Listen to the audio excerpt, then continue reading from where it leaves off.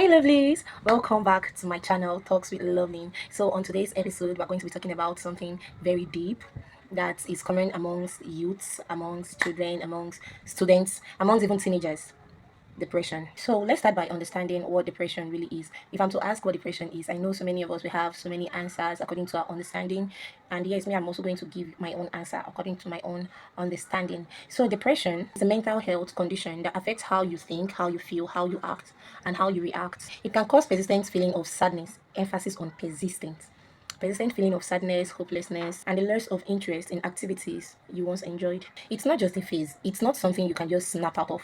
As a matter of fact, according to World Health Organization, over 280 million people suffer depression, and I'm telling you that students are the most vulnerable when it comes to depression. Now let's talk about how depression feels like in the life of a student. There'll be constant fatigue, skipping classes, feeling worthless, lack of concentration, name it, so many things. You see, when a student starts feeling depression, he or she has this need of being isolated. Let me just be on my own. I'm not like them. So many thoughts of not being better, so many thoughts of not doing better, like I'm the worst, like I can't achieve anything, even if I try to, it's not working, and this is this, that. That thought, like I said, it's a mental issue, and it's just a juggle in their brain, their mind, and everything that drives them to that depression. There are so many causes of it. I'm not going to lie. I'm going to list a number of them out. I'm just trying to say, when you see these students feeling alone, feeling isolated most of the times they will come with a laughing and smiling atmosphere, attitude, to you, to discuss gist. And once they are done, they go back into their shell. They go back into their own space where they feel is safe, which most times it's really not that safe, because the things they are thinking in their head can actually drive them to commit suicide and to do crazy stuff. Let's discuss the causes and some of the triggers of depression. Number one on my list: academic pressure. I'm not going to lie. I'm not going to lie. The number of students that just go into depression because of the pressure in school, their department, their faculty, the school in general, everything is just too much on them, and most of them just go into depression. And even if it's like, oh, depression can be avoided, depression can be this, depression can be that, most of them don't even have a choice. You see, academic pressure these days, I don't even want to go into it, because I'm not going to lie, the educational system in this country is already messed up, and many students that are actually out there sponsoring themselves, even those of them that it's like it's very difficult to even eat, not to talk of paying this or that in school.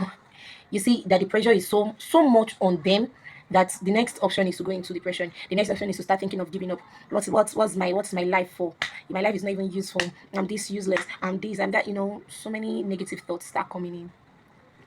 That's number one cause. Number two cause: family expectations. I said it right. Family expectations. There are so many things. I'm not going to lie. It is normal for our family, our parents, to expect much from us as their children.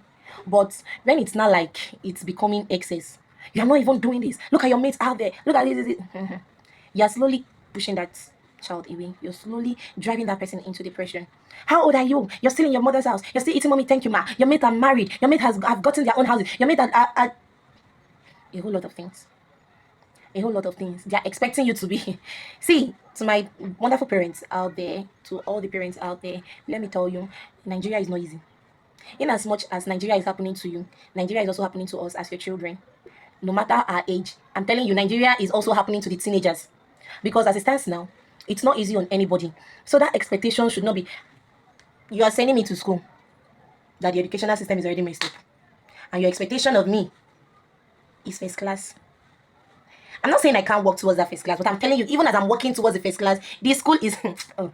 And when I come out, when a child comes out with probably second class, upper or lower, you feel the child is playing in school. You feel that person went to school to play, not knowing that there are other factors behind not attaining to that position. I'm not saying attaining first class is not possible. What I'm trying to say is that in as much as it is possible, it is not easy, because there are other underlying factors that could cut a child off or a student off that track.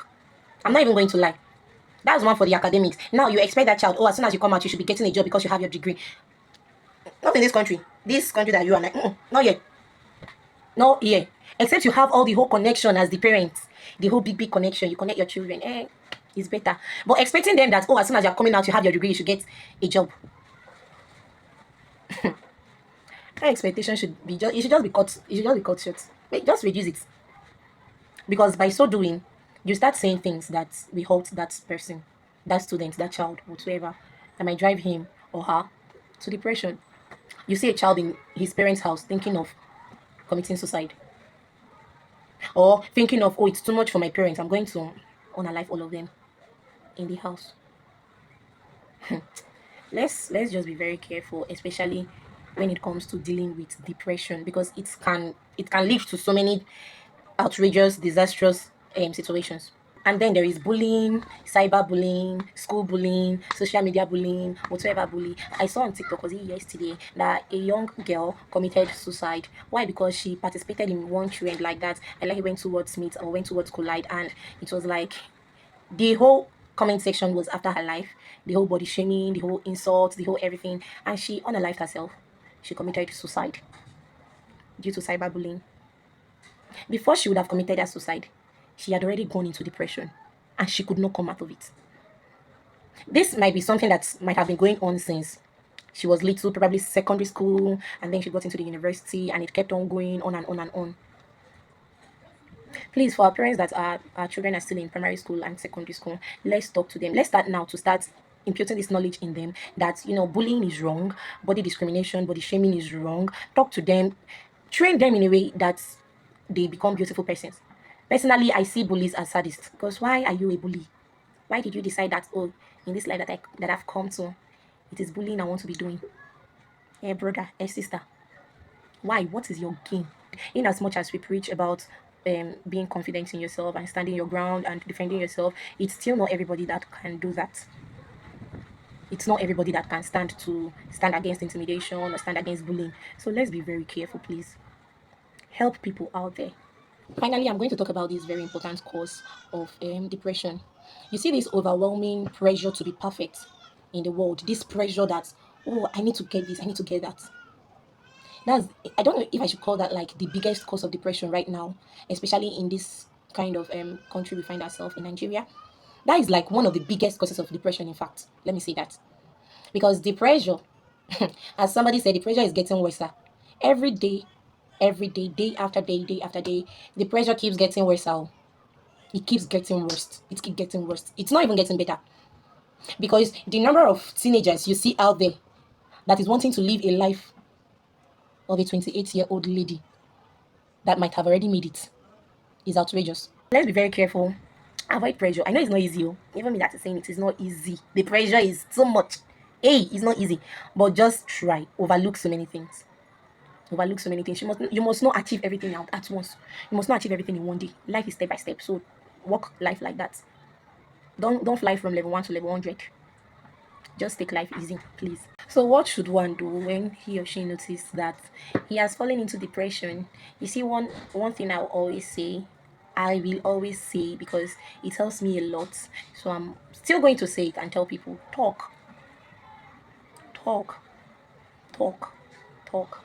Whether it's a therapy section or a friend or I don't know, a counselor, just talk. Whether you know what you're saying or you don't know what you're saying or what you're saying is not making sense, just talk. Look for somebody. I know it's not easy to start confiding in people, because people these days are not to be trusted. I'm not going to lie. There are so many people out there that are not trustworthy. Let me put it that way. But I think you should have this close person. People say a problem shared is a problem solved. That be how then take talker. Most times it's not the problem solved, but you see that burden that will leave you at that moment when you talk is something. So always try to talk. You can book therapy sections, counselors, advisors, parents, mom, dad, sister, friend, whomever you feel like, oh, this person is very comfortable for me to talk and relate with. Just talk, okay? It's going to help. Other routines like eating well, and some people's eating disorder is also as a result of depression. So you can also start eating well, eating good, eating healthy, sleeping well. Please, your night routine should be intact. Finally, don't isolate yourself. Don't isolate yourself, because isolating yourself too, it's not going to help. So stay around people, laugh, gist, talk, dance, have fun, okay? And as for those of us that might have one or two persons that confides in us, that talk about these whole stuffs, how life has been so hard on them, how they are driving or going into depression slowly and all, please, I beg you, don't judge you. Don't use them as topic. Don't come and carry their matter and start using it against them. You can encourage them. If you don't know how to encourage, just say, oh, I'm here for you, everything will be all right. If you have solution, you can give. If you don't have solution, please don't make it worse. Because for a person to summon courage to confide in another person, that means they really trust you. It is called confide because that information should be confidential. That means they really, really trust you. So please don't break that trust. That's absolute betrayal. Please don't break that trust. Keep it inside you. All right. Even if probably you want to make use of the person's situation as a reference or to help others, take permission from them before doing so. Take permission from them before doing so. Don't just put people's business out there. Don't just bring up somebody's, oh, this person happened to my friend, her name is this, she told me this. You just put it out there just like that. Please, let's be mindful, let's be careful of what we say to people, of how we live our life. So with that being said, let's not forget that on the last Saturday of this month I'll be attempting all questions. Just keep the questions coming. I can see them. Keep them coming. I'm going to attend to them. I'm going to talk about those questions and everything on the last Saturday of this month. So stay tuned, turn on your post notification. These videos will keep coming. Don't forget to like, don't forget to subscribe, still turn on your post notifications. Don't forget to do that. Go and turn on your post notification so that you not miss out on these videos, so that you won't miss out. I'm telling you, these videos are not just there, they are educative, they are for us. So you don't want to miss out on it. Don't forget to turn on your post notification again. Like, share, and subscribe. See you in my next video. Bye.